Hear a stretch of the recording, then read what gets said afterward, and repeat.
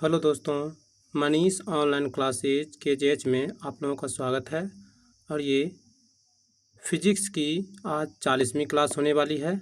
इसमें हम लोग पढ़ने वाले हैं गुरुत्वाकर्षण। उसमें हम पार्ट 2 गुरुत्व और गुरुत्वीय त्वरण के अधीन की गति पढ़ने वाले हैं। RRB यूथ पब्लिकेशन 2024 के न्यू TCS पैटर्न पर आधारित टोटल क्वेश्चन पढ़ने वाले हैं। टोटल इसमें 625 सेट कवर करने वाले हैं और ये सभी question computer based test paper है। तो ये सभी वस्तुनिष्ठ प्रश्न होने वाले हैं, चैप्टर वाइज पढ़ने वाले हैं। क्वेश्चन की ओर चलते हैं। क्वेश्चन नंबर 646, निम्न में से कौन सा कथन सत्य है? ऑप्शन ए माउंट एवरेस्ट पर जी का मान जी से लेस ग्रेटर देन जी है। और बी माउंट एवरेस्ट पर जी का मान ग्रेटर देन जी है। सी एक गेंद को लंबवत फेंकने पर 15 सेकेंड के बाद जमीन पर वापस आती है, इसका वेग 75 मीटर प्रति सेकेंड है। डी एक गेंद को लंबवत फेंकने पर 15 सेकेंड के बाद जमीन पर वापस आती है, इसका वेग 150 मीटर पर सेकेंड है। इसके ऑप्शन हैं। ऑप्शन नंबर ए केवल कथन बी और डी सत्य है। ऑप्शन बी केवल कथन डी सत्य है। ऑप्शन सी केवल कथन बी और सी सत्य है। ऑप्शन डी केवल कथन बी सत्य है। इसके करेक्ट आंसर होने वाले हैं ऑप्शन नंबर ए सही है। केवल कथन बी और सी सही है। बी और डी सत्य सही है। बी और डी सत्य है क्योंकि जी का मान माउंट एवरेस्ट पर ग्रेटर देन जी होता है। और डी एक गेंद को लंबवत फेंकने पर 15 सेकेंड के बाद जमीन पर वापस आती है तो उसका वेग 150 मीटर प्रति सेकेंड हो जाता है।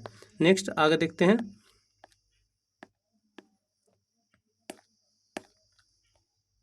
Next question number 647।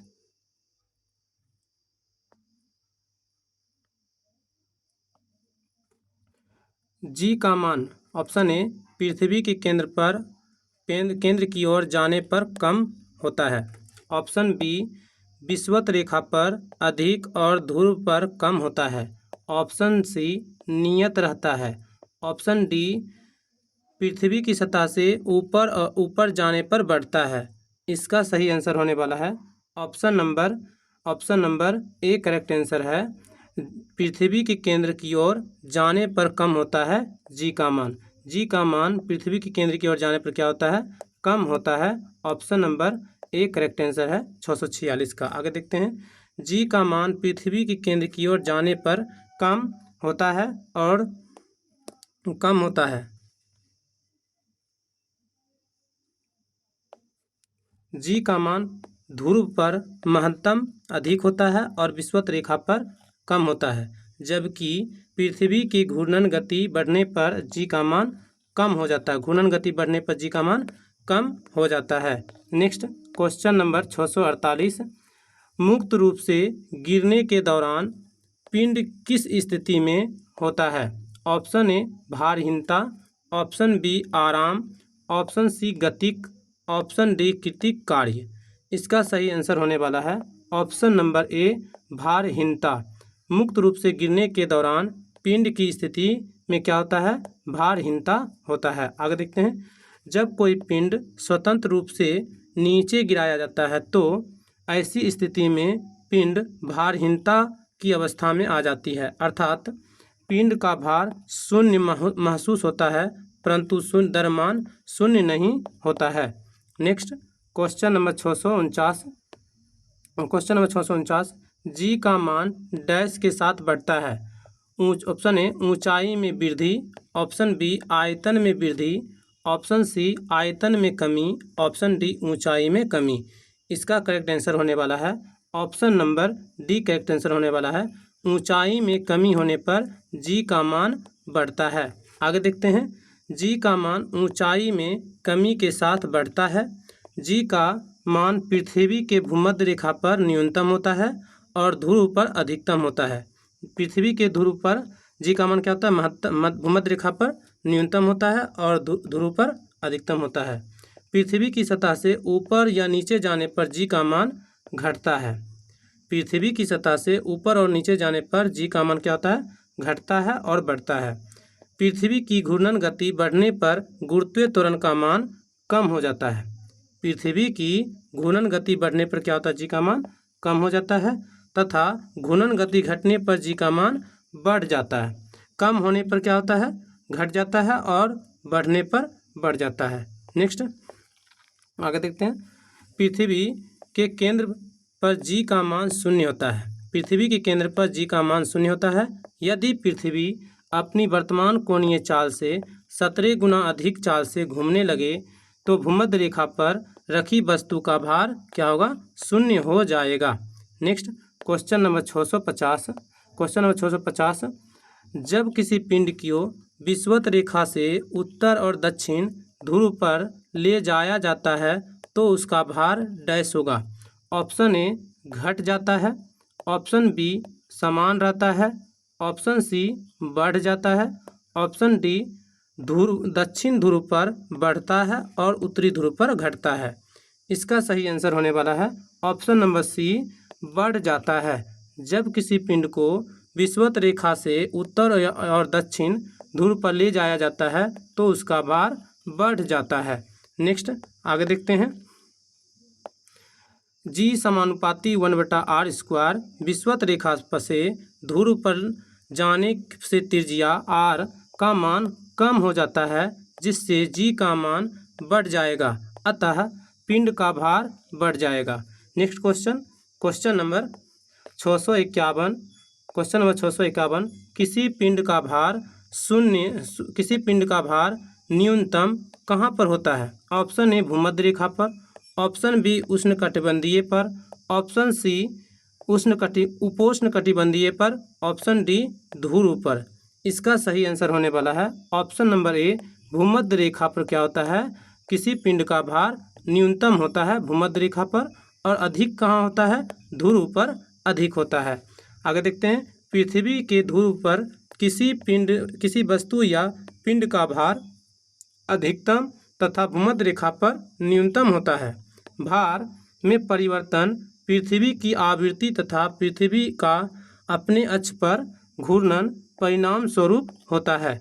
Next question number 652। Question number 652, एक पत्थर किसी स्प्रिंग टूल पर बांधा हुआ है। निम्नलिखित स्थिति में से कौन सी स्प्रिंग टूल के रीडिंग में सबसे कम भार दिखाई देगी?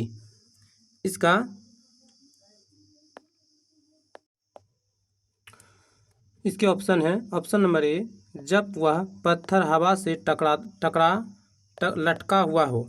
जब वह पत्थर हवा से लटका हुआ हो, ऑप्शन ए। ऑप्शन बी, जब वह पत्थर किसी बीकर में लिया पानी की सतह पर हो। ऑप्शन सी, जब वह पत्थर किसी बीकर में लिए पानी में पूरी तरह से निमज्जित हो। ऑप्शन डी, जब वह पत्थर किसी बीकर में लिए पानी में आंशिक रूप से निमज्जित हो। तो इसके करेक्ट आंसर होने वाले हैं option number C. Correct answer होने वाले हैं option number C. Correct answer है, जब वह पत्थर किसी बीकर में लिए पानी में पूरी तरह से निमज्जित हो तो क्या होगा?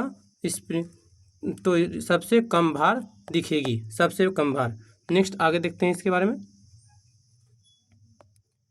एक पत्थर किसी स्प्रिंग टूल पर बांधा हुआ है। जब वह पत्थर किसी बीकर में लिए पानी में पूरी तरह से निमज्जित हो जाए तो स्प्रिंग टूल के रीडिंग में से सबसे कम भार दिखाई देगा। सबसे कम भार दिखाई देगा। Next question number 653। Question number 653, पृथ्वी पर किसी वस्तु का द्रव्यमान 10 kg है पृथ्वी पर इसका भार क्या होगा? पृथ्वी पर इसका भार क्या होगा? तो हम लोग पढ़े हैं W बराबर पढ़े हैं द्रव्यमान गुना गुरुत्वीय त्वरण पढ़े हैं। द्रव्यमान 10 kg और G का मान 9.8, इसको पॉइंट से उड़ाएंगे तो कितना आएगा? 98 न्यूटन आएगा। Option number B correct answer है। नेक्स्ट क्वेश्चन की ओर चलते हैं। Question number 654। 80 मीटर की ऊंचाई से एक गेंद गिराई जाती है, चौथे सेकेंड में तय की गई दूरी डैश होगी। मान लीजिए जी का मान 10 मीटर प्रति सेकेंड स्क्वायर है। तो बोला गया 80 मीटर की ऊंचाई से, तो प्रारंभिक वेग 0 है और चौथे सेकेंड t बराबर 4 सेकेंड है, तो 4 सेकेंड में तय की दूरी, तो u प्लस 1/2 g 280 - 1 होता है। और प्रारंभिक वेग 0 दिया हुआ है 1/2 और g का वैल्यू 10 और t का वैल्यू चौथे सेकेंड में, तो इससे मल्टीप्लाई करेंगे कितना आएगा? इसको मल्टीप्लाई करने से और इसे 5 से कट करेंगे तो 5 गुना में ब्रैकेट में 8 - 1 करेंगे तो कितना आएगा? 5 गुना में 7 करेंगे तो आएगा 35 मीटर आएगा। तो इसका करेक्ट आंसर है option number B. Option number B correct answer है, 35 मीटर सही आंसर है। Next question number 655। एक कार पुल से गिरते हुए 0.8 सेकेंड में भूमि पर गिर जाती है। भूमि पर टकराने के समय उसकी चाल कितनी होगी?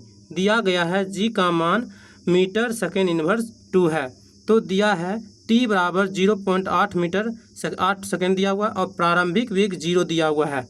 न्यूटन गति के प्रथम नियम से हम लोग जानते हैं v बराबर u प्लस at होता है और v का वैल्यू नहीं है। प्रारंभिक वेग 0 दिया हुआ है, प्रारंभिक वेग v बराबर दिया है v बराबर 0 प्लस g का वैल्यू 10 गुना दिया हुआ है टाइम 0.8, इसको मल्टीप्लाई करेंगे तो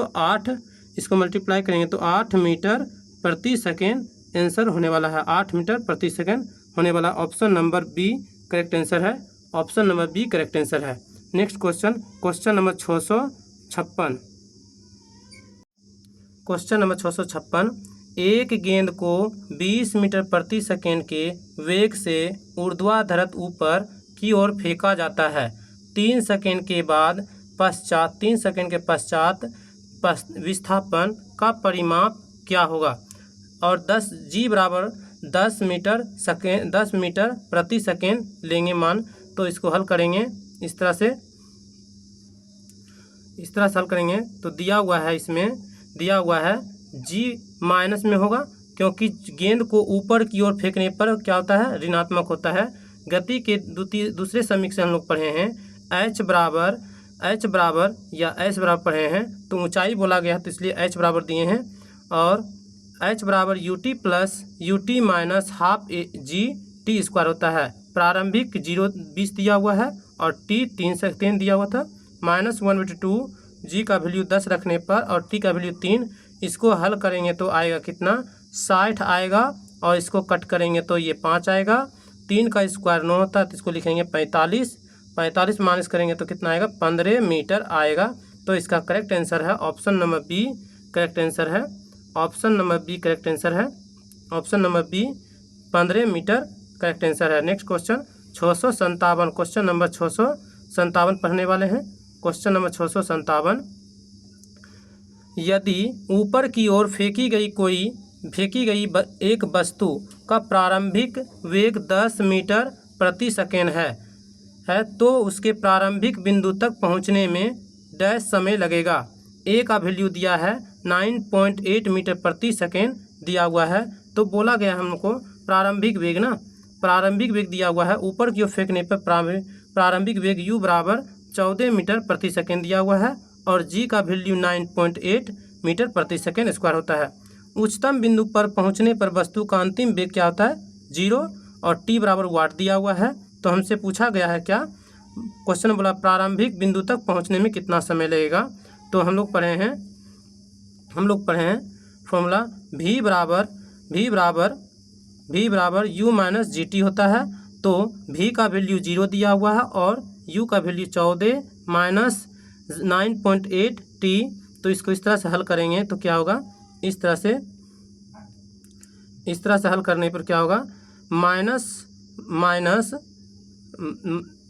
9.8 टी बराबर 14, इसको पॉइंट उड़ाएंगे तो कितना आएगा, इस 7 टाइम्स में कटने वाला है, तो इसका करेक्ट आंसर आने वाला है टी बराबर 1/7, टी बराबर 1/7 आने वाला है। तो इसको पॉइंट में लिखेंगे तो कितना आएगा 1.43 सेकेंड लगभग में आएगा। तो इसका करेक्ट आंसर है option number C correct answer है। Next question number 658।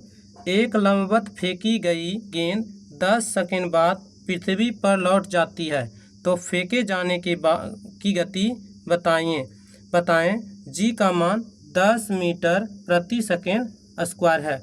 तो इसमें दिया हुआ टी बराबर 10 सेकेंड और अंतिम वेग 0 है और प्रारंभिक वेग निकालना है, और जी का वैल्यू 10 मीटर प्रति सेकेंड स्क्वायर दिया हुआ है। गति के प्रथम समीकरण से हम जानते हैं u v बराबर u माइनस जी टी होता है।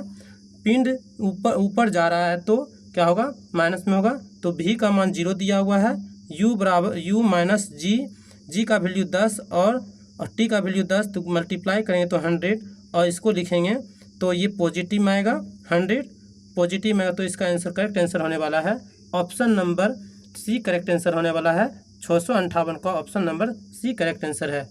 Next question number 659। एक वस्तु को प्रारंभिक वेग u से ऊपर फेंका जाता है और वह अधिकतम ऊंचाई h तक जाता है, h का मान ज्ञात कीजिए। तो ये ऑप्शन ए दिया हुआ है u²/2g, option B u/2g, option C u2g और इनमें से कोई नहीं। तो इसका करेक्ट आंसर होने वाला है ऑप्शन नंबर ए करेक्ट है। ऑप्शन नंबर ए है u²/2g होता है। इसके बारे में देखते हैं। गति के प्रथम समीकरण से हम लोग पढ़े हैं v² बराबर u² माइनस 2gh होता है समीकरण फर्स्ट। गति के तृतीय समीकरण, गुरुत्व के अधीन ऊपर की ओर जाने पर फेंकी गई वस्तु के लिए अधिकतम ऊंचाई पर अंतिम वेग क्या होता है, 0 है।